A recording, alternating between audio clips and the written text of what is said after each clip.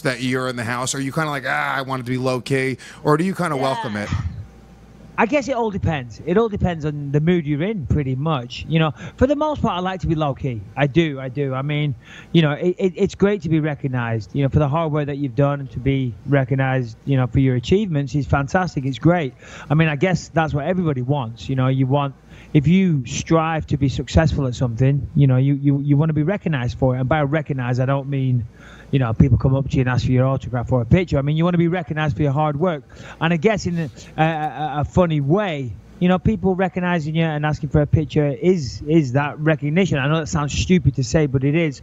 And it's nice. I welcome it. I always do. It's a little tricky sometimes. If you're in a restaurant, perhaps, you know, when you're sitting down having dinner and people come over and they want a picture, that can get a little bit frustrating, because I don't mind taking pictures. That's not it. But if I stand up and start taking pictures, I feel like I'm the guy that thinks I'm the big shot.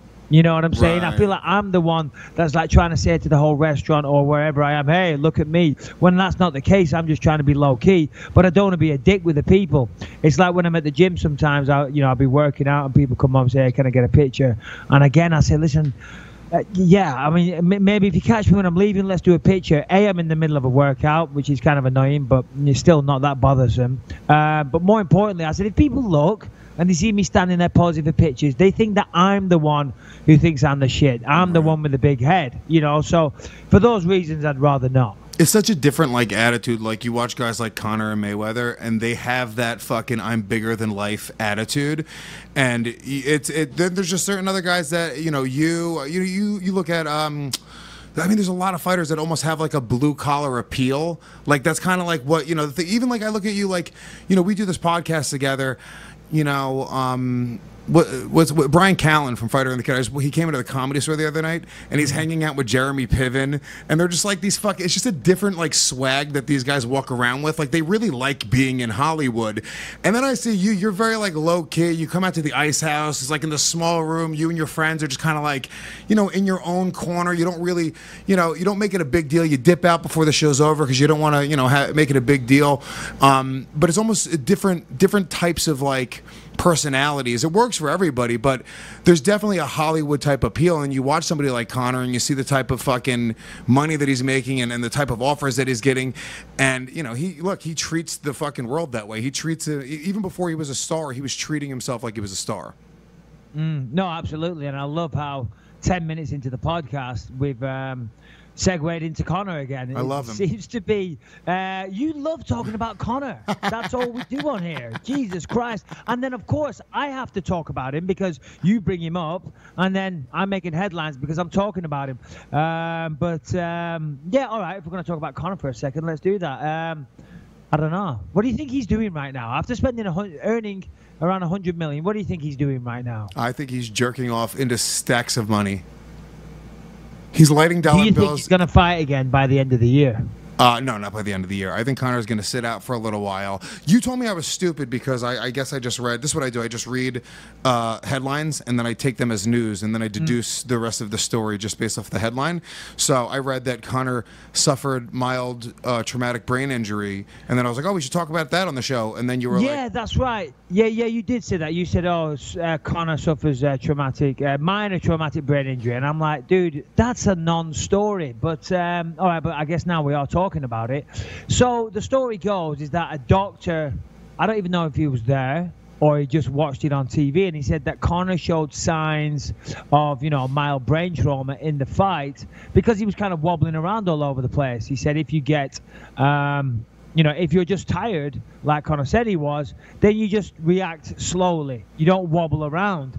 And I felt like saying, well, you know, I guess the doctor may have a point, but also at the same time, has that doctor ever been punched in the head whilst absolutely fucking gassed and tired and exhausted? You know, because if you're trying to stay on your feet but you've just been punched and you're very tired, you will wobble. You know, so I'm not a guy that blindly jumps to Conor's defense, but I kind of feel I need to defend that there because I don't agree with that assessment whatsoever. If you're very, very tired and you're trying to stay on your feet and a guy's trying to knock you down, I think it's fair to say that you will wobble a little bit. You know, as we said last week, you know, Conor did get, you know, knocked from pillar to post, and it was fatigue and it was taking punches to the head. But I think saying that he had mild traumatic brain injury, I mean, I don't know. I'm not a doctor, but that sounds like a stretch. Well, you know, it's clickbait because, and this is from your favorite MMA Mania. It really is, because I start reading the article now, and it's exactly what you said. It was a doctor who was he's a longtime ringside physician, Dara O'Carroll, and I guess the doctor had said, dizziness or loss of balance is one of the hallmarks of a concussion, a type of mild traumatic brain injury. Now, when you write mild traumatic brain injury, that sounds very like, oh my God, brain injury. Yep. Concussion is something we've heard 100 times before in fighting, so it's not as foreign of a phrase. It doesn't sound as dramatic. When you hear those words and you read that, you go, oh my God, it's crazy. But the reality of it is, like, yeah, he was concussed. I don't know. Yeah, I assume anytime somebody's knocked out or TKO'd, they get a concussion. Is that not the case? You know, I don't know. I mean, you think after all these years involved with this sport, I would know that. But I'm not sure what the definition of a concussion is. And I'm also not sure.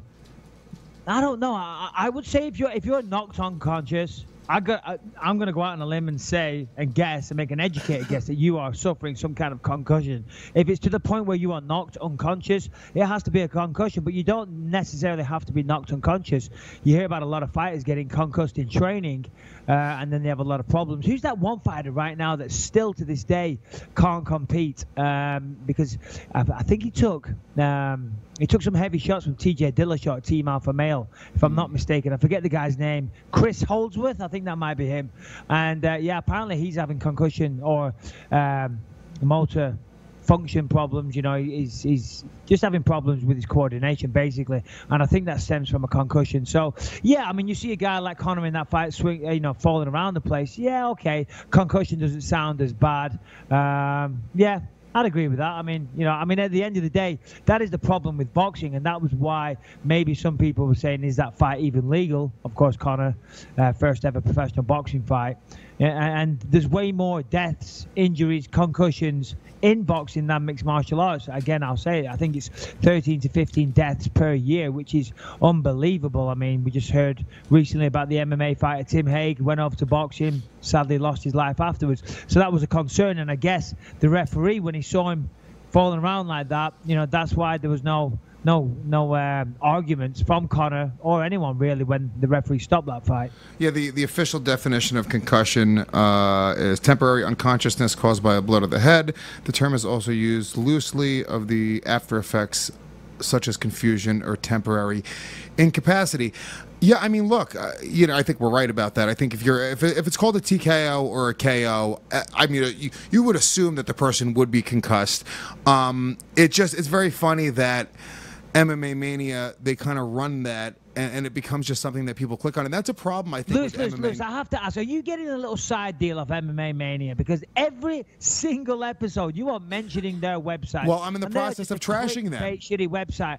Listen, if you got a nice little side deal going on, good for you. Just cut me in, buddy. Cut me in on the deal. Come on. Look, I'm in the process of actually trashing them, which it's not even just of them, but a lot of MMA sites, they really do.